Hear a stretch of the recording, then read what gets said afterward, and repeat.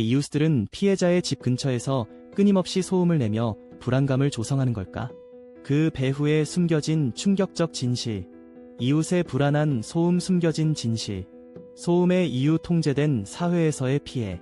많은 이들이 이웃의 소음으로 인해 불안감을 느끼고 있습니다. 특히 피해자의 집 근처에서 반복적으로 일어나는 특정한 소음은 그 자체로 문제를 일으킬 뿐만 아니라 사회 전반에 걸쳐 심각한 영향을 미치고 있습니다. 이러한 소음은 단순한 배려 부족이 아니라 조직적으로 이루어지는 스토킹의 일환일 수 있습니다. 조직 스토킹과 소음의 악용. 조직 스토킹은 피해자를 고통스럽게 괴롭히기 위해 주변 이웃 친구들, 심지어 완전히 무관한 사람들까지 동원하여 괴롭히는 심각한 범죄 행위입니다.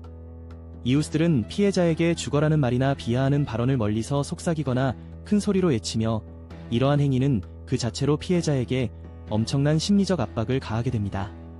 불행히도 이와 같은 행동은 남녀노소를 가리지 않고 심지어 어린아이와 외국인도 포함됩니다. 많은 경우 이러한 소음은 특정 지역에서 광범위하게 퍼져 있는 문제입니다. 예를 들어 동네 주민들이나 큰 공원 내 사람들은 고의적으로 피해자에게 불쾌한 소리를 내며 스트레스를 유발하게 하여 고통을 줍니다.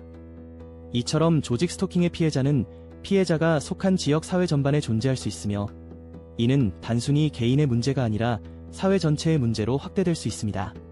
소음의 기술적 악용. 피해자는 단순히 소리로 괴롭힘을 당하는 것이 아닙니다. 아래층 또는 위층에 사는 이웃이 특수 장비를 통해 소음과 함께 불쾌한 말을 섞어 보내는 경우도 있습니다. 이러한 방식은 피해자에게 정신적으로 큰 스트레스를 남기며 장기적으로는 심리적, 신체적 건강에 악영향을 미칠 수 있습니다. 이들은 단순히 소음으로 괴롭히는 것에 그치지 않고 피해자의 일상생활을 통제하려 합니다. 뇌파 생체 실험, 감춰진 진실. 더욱 우려스러운 점은 피해자가 뇌파 생체 실험과 전파 무기 공격의 표적이 될 수 있다는 사실입니다. 이어지는 내용은 블로그 게시물에서 확인하실 수 있습니다. 게시물 링크는 더보기란 또는 고정 댓글을 참고해주세요. 영상이 도움이 되셨다면 좋아요와 구독 부탁드립니다. 감사합니다.